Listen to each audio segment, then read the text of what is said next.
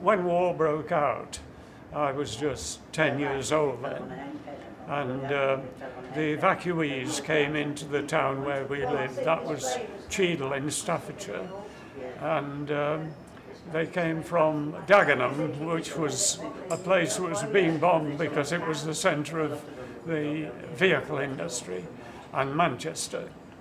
And because so many evacuees came into the town, there wasn't room in the schools for them, and so we had to go on half-time schooling. We went in perhaps in the mornings, and the evacuees used our building in the afternoon. And apart from that, there was not a great deal to be said about that part. For a short time, by the time I was 14, I was trying to get a place in the what was then the National Fire Service, because at the age of 14 you could become a fire service messenger, and that of course was a very important job in those days. You didn't actually do very much except run between the firemen and other firemen to carry messages, and you were allowed to use the official bike, and you had a boiler suit and a peak cap and a pair of Wellingtons, which was something that you didn't easily get hold of in those days.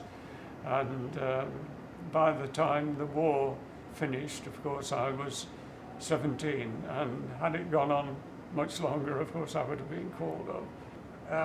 There was a fire service, and then they formed what was called an auxiliary fire service, AFS, and that was volunteers from the community. And then later, because there was some differentiation between the AFS and the NFS. Well, it wasn't called the NFS then. They called it the National Fire Service, and enrolled everybody in one body. And the fire service station was just along the road from where I lived. And I remember that when there was an attack on, say, Manchester, the people from our local fire service had to go on standby, and they did a sort of relay. The ones from where we lived went on to, say, Stoke-on-Trent, and the Stoke-on-Trent ones went on to, say, Macclesfield, and then the Macclesfield ones went to help out in Manchester, so that you didn't have anywhere that wasn't covered by a fire service, even though the main part, of course, was Manchester.